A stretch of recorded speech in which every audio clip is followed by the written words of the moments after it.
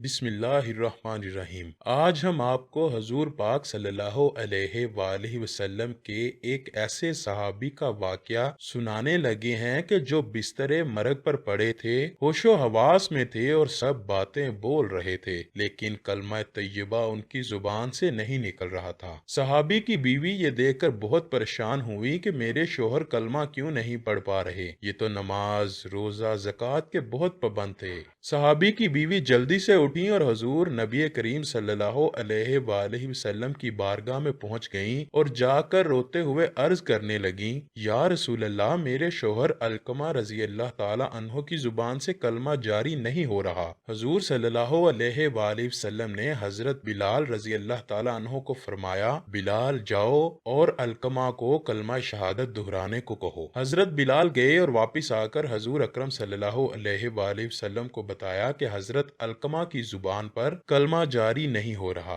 हजूर ने पूछा, क्या अलकमा के वालिद या वालदा हयात हैं? हजरत अलकमा रजी अल्लाह ताला अन्हो की बीवी कहने लगी, जी हाँ, उनकी वालिदा हयात हैं, लेकिन वो काफी बूढ़ी हैं। नबी पाक सल्लल्लाहु अलैहि वालैहि वसल्लम ने एक सहाबी को भेजा, अलकमा की माँ को बुला कर लाओ और अगर बुढ़ापे की वजह से ना आ सके तो फिर मैं खुद जाऊंगा उनसे मिलने। जैसे ही हजरत अलकमा की माँ को पैगाम मिला कि हजूर ने याद फरमाया है, तो वो औरत कहने लगी, मेरे माँ बाप कुर्बान के हजूर ने मुझे याद किया है। जैसे ही वो बूढ़ी औरत हजूर के पास पहुंची तो आपने फरमाया, उम्मे अलकमा, क्या अपने बेटे से नाराज हो? वालिदा कहने लगी, जी नाराज हूँ। आप सल्लल्लाहु अलैहि वसल्लम फरमाने लगे, क्यों नाराज हैं आप? वालिदा कहने लगी, मुझे अपने बेटे से दीन के मुतल्लिक कोई गिला नहीं। वो बहुत ही नेक है, रातों का तहज्जुद गुजार है, दिन का रोजेदार है, बस मेरे साथ बदतमीजी से बोलता है। जब बोलता है तो इतना सख्त और ऊंचा बोलता है कि मैं डर जाती हूँ। आप सल्लल्लाहु अलैहि वसल्लम ने हजरत अलकमा की वालिदा से फरमाया कि अपने बेटे को माफ फरमा दें। वो बोली, नहीं, कभी माफ नहीं करूंगी। आप सल्लल्लाहु अलैहि वसल्लम ने फरमाया, बिलाल, लकड़ियां इकट्ठी करो और अलकमा को आग में डाल दो। वालिदा कहने लगी, हजूर, क्या सच में डाल देंगे आग में? आपने फरमाया, हाँ, अगर आप इसको माफ नहीं करेंगी तो अल्लाह बरोजे क़यामत इसको आग में डालेगा। तो मैं अभी आग में डालने लगा हूँ कि उसकी सजा कुछ कम हो जाए। वालिदा चीख उठी और कहने लगी, नहीं, मैं ये बर्दाश्त नहीं कर सकती कि मेरा बेटा